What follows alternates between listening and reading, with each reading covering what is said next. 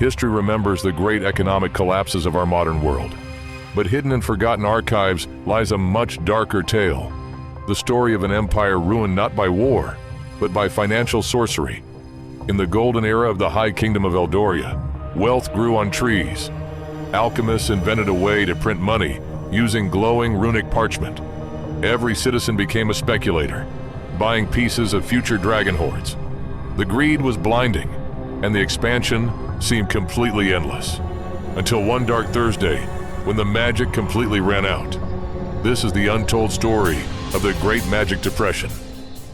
Our story begins after the brutal War of the Five Realms. Eldoria emerged victorious, entering a decade of unprecedented luxury. The royal bank introduced a system called the shadow lease. It allowed peasants to buy expensive griffins with just one gold coin down. The rest of the debt was promised from future harvests. Suddenly, everyone was living like a king on artificial credit. The center of this madness was the Grand Spire of Runes. Here, people traded shares of merchant fleets that hadn't even sailed. Mechanics, wizards, and tavern maids put their life savings into the market. Between 1920 and 1929, the market grew by 400%. Wealth was no longer tied to labor, but to collective hallucination. Prominent alchemists falsely declared that the kingdom had reached a permanent high plateau, but the foundations of this golden age were completely hollow. Farms were overproducing food, and prices began to quietly collapse. Peasants couldn't pay back their shadow leases to the royal bank. The debt bubble was full, waiting for a single pin to pop it. It began on a cold autumn morning at the Spire of Runes. A few wealthy elven aristocrats started quietly selling their positions. Panic spreads faster than dragonfire in a dry forest. Within hours, everyone wanted to sell, but nobody wanted to buy. The magical tickers displaying prices began to glitch and fail. The royal bank tried to intervene by buying up massive shares. It was like trying to stop an avalanche with a wooden shield. By the following Tuesday, the market had completely shattered. Over 30 billion gold pieces vanished into thin air. Lords who were billionaires at sunrise were beggars by nightfall. Desperate investors began leaping from the high towers of the spire. The illusion of infinite wealth was dead, and reality returned with a vengeance.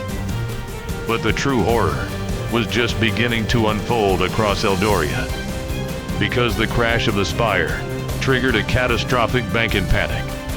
The vaults were completely empty. The money simply did not exist. What followed was a decade of absolute darkness and despair.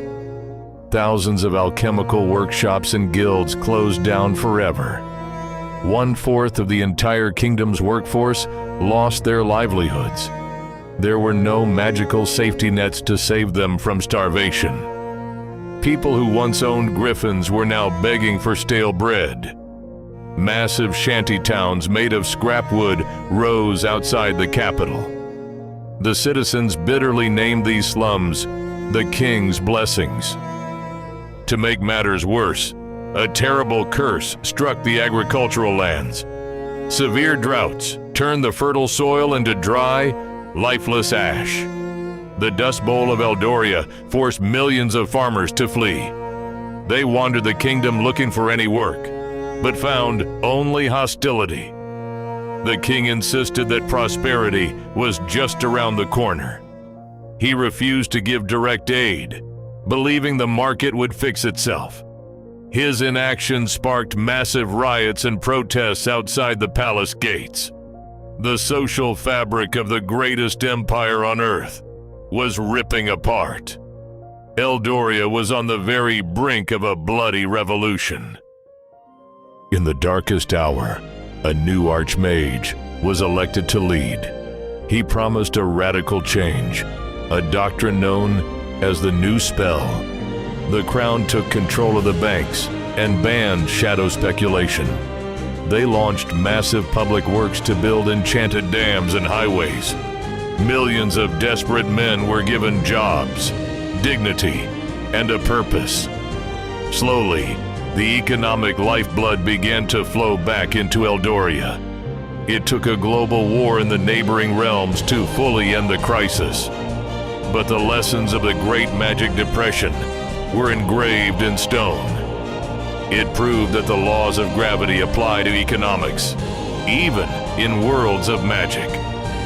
When you build an empire on fake credit, the collapse is mathematically guaranteed. Arrogance always costs the future. Subscribe for more forbidden history, and I will see you in the next investigation.